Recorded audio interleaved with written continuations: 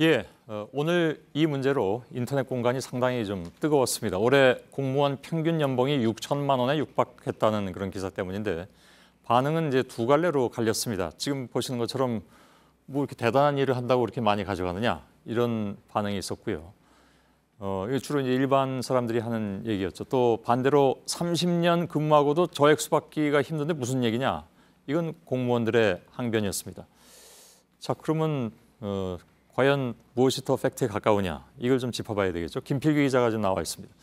이 얘기가 그 정부 발표로 나왔던 거죠, 이 액수가? 그렇습니다. 예. 매해 이맘때가 되면은요, 공무원연금법 시행령에 따라서 그해 공무원들의 임금 수준이 어떤지 관보에 고시를 하게 되어 있는데요. 예.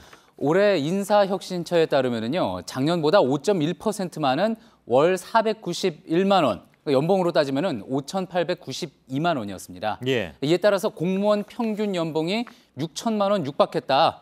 불황에도 쑥쑥 오르고 있다. 이런 기사들이 나왔던 겁니다. 예.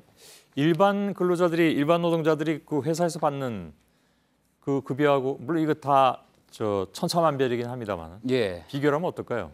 예, 그전에 누구 말이 그 맞는 건지 앞서 나왔던 그런 것들이 이제 더 따져봐야지 될 텐데요. 예. 일단은 그 숫자가 어떻게 나온 건지부터 한번 좀 짚어보겠습니다. 예.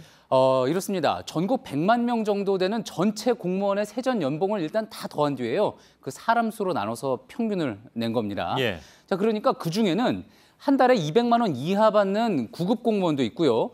또 월급이 1,000만 원이 넘는 국무총리까지 다 섞여 있습니다. 예. 자, 2016년 현재 장관급 공무원의 연봉이 1억 2천만 원 정도고요. 예. 또 차관급이 1억 1,700만 원 수준인데 또 여기에 이제 국장급들까지 고위공무원들 평균 끌어올리고 있는 면은 분명히 또 있는 거죠. 예.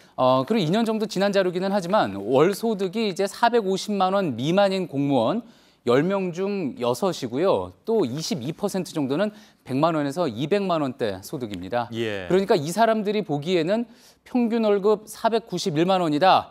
평균 연봉이 6천만 원 육박했다라는 기사에 불만이 나올 수 있는 겁니다. 예.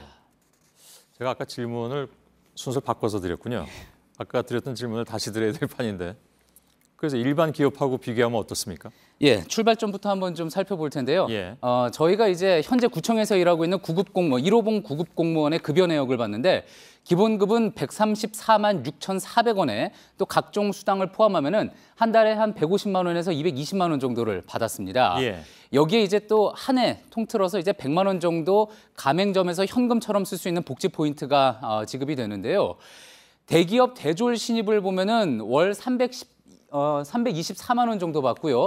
또 중소기업 대졸 신입은 월 205만 원 정도를 받습니다. 예. 그러니까 공무원의 시작은 중소기업 대졸 신입 초봉 수준이라고 비교해 볼 수가 있을 겁니다. 예. 뭐 물론 이제 공무원은 9급에서 출발하지 않고 그보다 높은 급수에서 출발하는 경우도 많이 있잖아요, 그죠? 예. 예. 그래서 이제 게다가 아까 지금 얘기한 것처럼 이제 금전적으로 따질 수 없는 딱 뭐 봉급으로 주는 혜택이 아니라 아까 예. 뭐라고 그러셨죠? 복지 포인트 뭐 이런 거. 예, 예.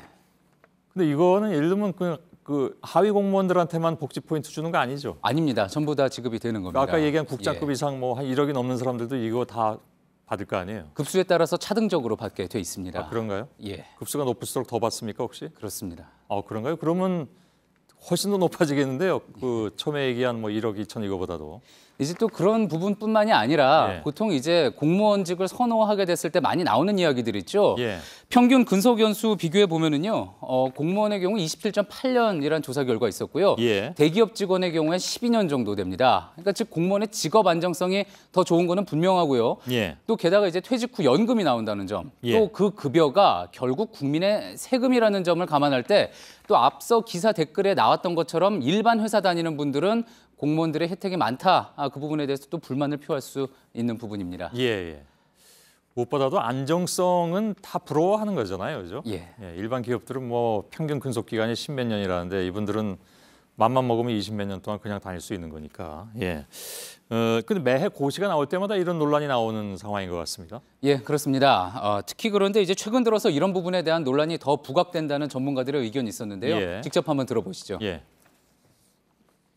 최근에 경기가 어렵다 보니까 임금 동결하는 민간 부분이 상당히 많잖아요. 지금은 어쨌든 그 공공기관에 근무하는 것들이 선호의 대상이 되다 보니까 그런 비판의 가능성이 크긴 하겠죠. 직관적으로 그렇게 판단할 수는 있겠지만 실질적으로 그렇게 데이터를 통해서 민간 부분과 이렇게 비교를 해보면 과연 그게 그 정도로 비난을 받을 정도인가는 좀 생각을 해봐야 되겠죠. 예. 이분께서는 약간 좀 공무원 쪽에 좀 우호적인 분이시. 제가 너무 오해하는 건가요?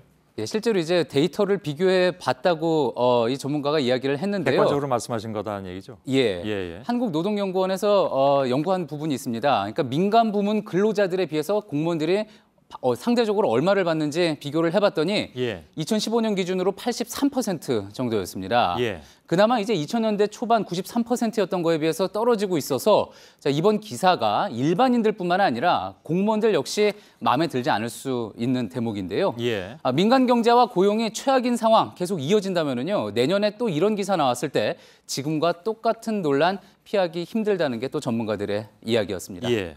민간과 공무원을 뭐 나눠놓고 생각할 필요는 없을 수도 있습니다. 그래서 뭐 누가 더 받고 덜 받고 공무원들이 열심히 일해서 민간이 그만큼 발전하게 해준다면 그 봉급 주는 거에 대해서 뭐 아까워해줄 사람은 없는 것 같기도 하고요.